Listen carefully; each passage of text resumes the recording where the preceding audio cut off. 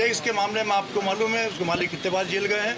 जनता समझ चुकी है। इनको 10 तारीख के दिन तुलसीराम सिलावट आगे कभी कोई चुनाव नहीं लड़ पाएगा, इस तरीके का करके छोड़ देगी जनता। मध्य प्रदेश में 3 नवंबर को होने वाले चुनाव को लेकर सभी उपचुनाव वाले जिलों में आचार संहिता लगा दी गई है। प्रदेश में सभी पार्टियां चुनाव प्रचार में लगी हुई हैं। इसी बीच इंदौर जिले की हॉट सीट माने जाने वाली सांवेर सीट से खड़े कांग्रेस उम्मीदवार प्रेमचंद गुड्डू ने बीजेपी उम्मीदवार तुलसी सिलावट पर चुनाव में फर्जी वोटर जोड़ने का गंभीर आरोप लगाया है। गुड्डू ने इंदौर के इंडेक्स मेडिकल कॉलेज पहुंचकर तकरीबन 2000 से ज्यादा फर्जी वोटर्स को जोड़ने का काम करने वालों को रंगे हाथों पकड़ा है।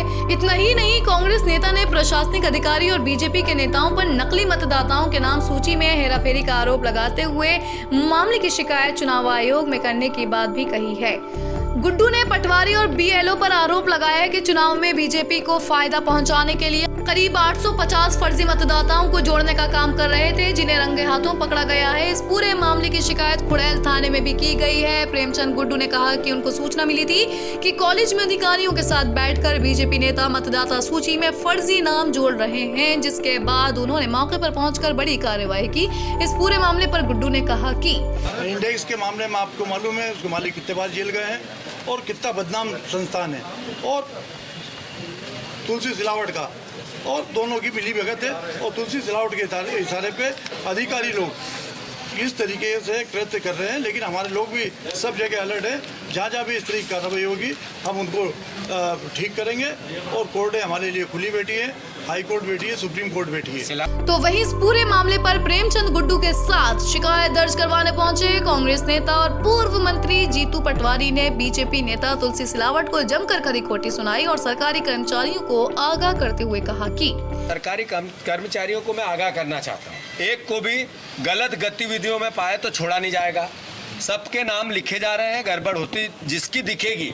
अपनी सर्विस, नौकरी और संविधान के विपरीत काम करोगे तो सजा मिलेगी ही। सरकार तो बनेगी, पर कोर्ट से भी सजा दिलाने में प्रेमचंद गुड्डू सक्षम है। याद रखना इस बात। सर क्यों कर रही है मेरा भाजपा के पास कहने के लिए कुछ नहीं है। उन्होंने वोट बेचा है, सरकार गिराई है, लोकतंत्र की हत्या की है।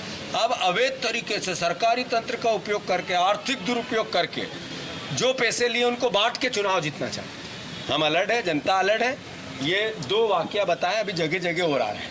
जहाँ जहाँ गड़बड़ करेंगे 2-2 हाथ करेंगे। और मैं मानता हूँ जनता समझ चुकी है। इनको 10 तारीख के दिन तुलसीराम सिलावट आगे कभी कोई चुनाव नहीं लड़ पाएगा, इस तरीके का करके छोड़ देगी जनता। चलो।